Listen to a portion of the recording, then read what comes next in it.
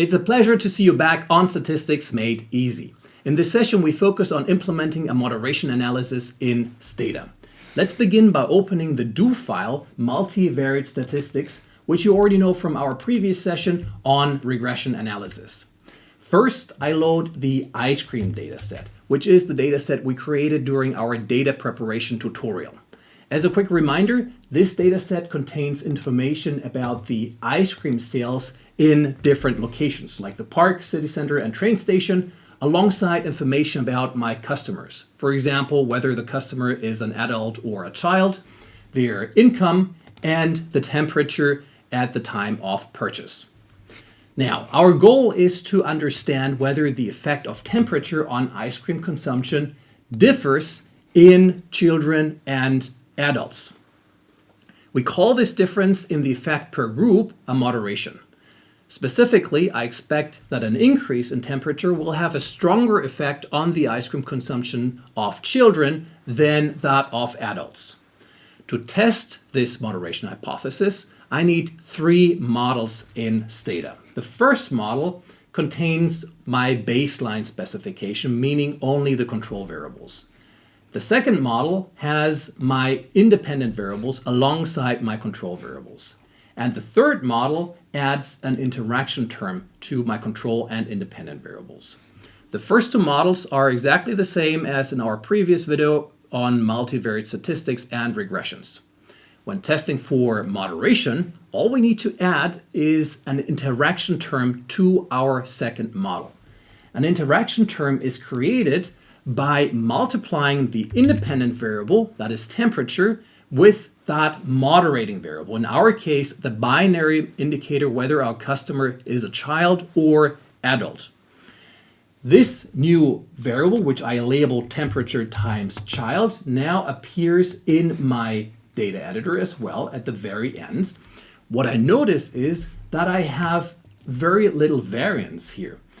A lot of zeros in the beginning, and these zeros are the result of my binary moderator. Whenever that is zero, in the case of adults, my interaction term will automatically also be zero. Whenever it is a 1, then the multiplication with temperature results in the same value as my temperature value for all the adults. For example, here my interaction term is 19, and my variable temperature equally takes the value of 19 in this case. I just want to point this out. This doesn't inhibit us from doing a moderation analysis, but whenever you have binary independent or moderating variables, you will have low variance in your interaction term. With this background, we are ready to run the models and examine the outputs. I mark all the models from model 1 to the end of model 3, and again, I output these regression results in a document called ice cream using the outreg2 command. What now happens is that I get an error message in Stata, and this is because I have already created the interaction term previously and I can't create it twice. That's why the last model couldn't be stored and computed. There was an error before. The first two models are already stored in that Word document. Only the last one isn't stored yet, but I can rerun this part and then we should have all the regression in our ice cream document. So let's take a look at this output and try to interpret the results. Now, what I see is, again, my baseline specification, the control variables, which are present in all my models. Then I have my direct effects, which we already had in our previous session. So for example, the effect of temperature and children on my outcome, which is ice cream consumption. And model 3 adds my interaction term. Now to the interpretation. Whenever you are interested in interpreting the direct effect, for example, the direct effect of temperature, you see that in model 2 and 3, we get different results. And if we are interested in that direct effect, we should look at model 2, not model 3. The reason is that whenever I add an interaction term to my regression, in this case, the interaction between temperature and child, the temperature variable appears twice in the model, and that leads to a confounding effect. And in this case, we can really interpret the variable temperature and child in model 3. Instead, we look here at model 2 to understand these direct effects. The third model, hence, only serves the purpose of testing that moderation analysis and whether we have that interaction term that shapes the interaction between temperature and child. What does it mean specifically? Well, my independent variables are both significant, and the significant interaction term now means that the positive effect of temperature increases with an increase in my child variable, in which case it goes from 0, adult, to 1, which is the child. We have a positive moderating effect, and this is also statistically significant as indicated by the low p-value. If I also had a negative effect, I would have, in that coefficient, I would have a negative moderation, a weakening effect based on a decrease in that interaction term. Statistically speaking, I can't distinguish between the moderator and the independent variable. That means I could also make the opposite interpretation based on this table, meaning that the effect of being a child is strengthened by increasing temperature. That would be another way to interpret this. And whether a variable is a moderator or an independent variable depends mainly on my theoretical argument. And we will see how to distinguish that a little bit more clearly when we plot the margins, which we will come to now. If I'm interested in getting the exact p-value for my interaction, I can also see that here in my regression output. As noted in the primer to moderation analysis, the interaction effect in this regression table only shows the average effect of that multiplication, which is insufficient to fully test a moderation hypothesis. To estimate how the independent variable and the moderator influence each other over the full range of their values, we need to perform a marginal effects analysis, which will help us understand how the effect of temperature on ice cream consumption changes as a function of my moderator. Instead of creating an interaction term manually as a new variable, that's what we've done previously, we can also use a little trick in Stata using the hashtags between temperature and child to indicate that these are interaction effects. In front of the temperature variable, I added a C dot, which tells Stata that this is a continuous variable. The C stands for continuous. The I dot, which I already used for my categorical variable to create binary variables, now also serves the purpose to tell Stata that child is a binary variable. So now what we have is we tell Stata we have an independent variable that is continuous, a moderating variable that is binary, and they should be interacted using the two hashtags in between. A marginal effects analysis involves computing the first derivative of our regression function. And it needs to specify the values of our independent variable and moderator at which we want to estimate these points, the point estimates of that first derivative. After my regression command, I can use Stata's margins command to get to these point estimates or first derivatives. But first, I need to tell Stata at which points I would like to have these point estimates. After temperature, I specify these values. I start with my minimum value, which in my case is 0 degrees Celsius. I can use the summarize command to understand the minimum and maximum of my variables and also the standard deviation, for example, to then define sensible intervals. In my case, I go in 1 degrees steps from 0 degrees to 1, 2, 3, 5 until the maximum, which is 40 degrees Celsius in my case. For my moderator, I only have two expressions, 0 and 1.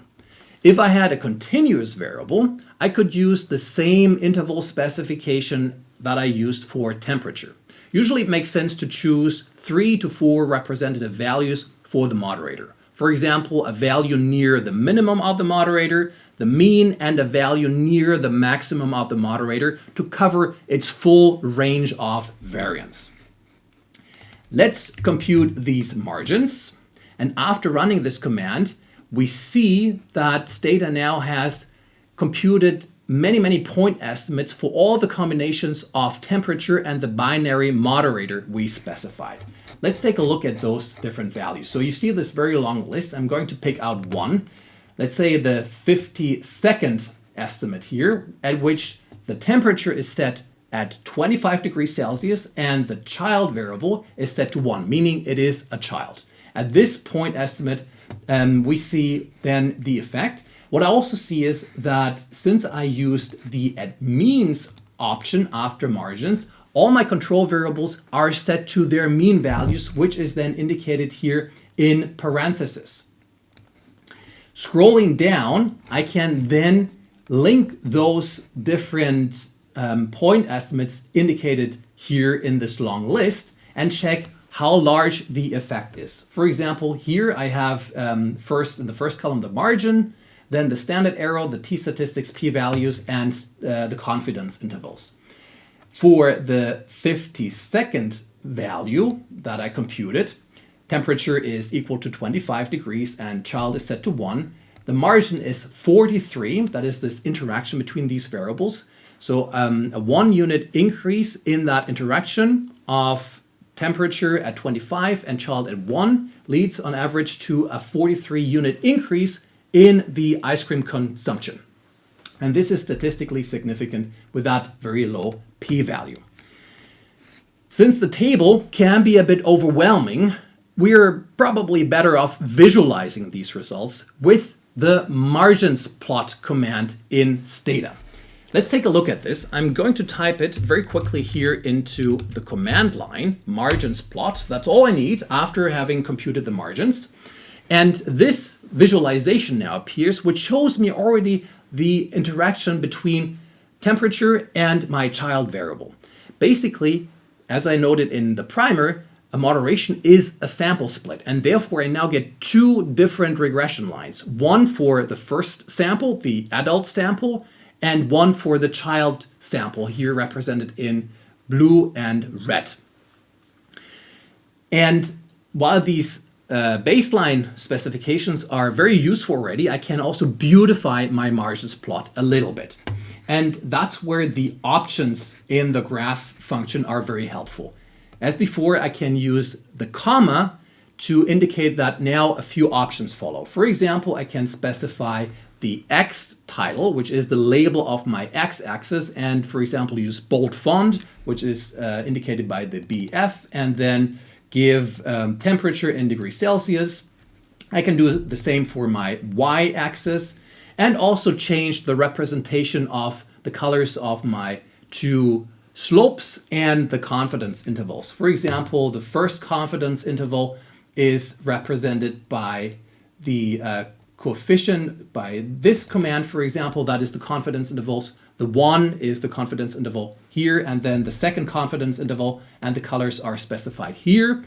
And if you have more than 2 slopes that you estimate, because, for example, you have a moderator and you specified at the minimum, mean value, and the maximum, you could add a CI3 opt here, and accordingly also adjust the plot 2 opts and add plot 3 opts to add more representations for your different moderating slopes here. Running this margins plot and saving it also in my directory then gives me a clearer picture of that interaction term.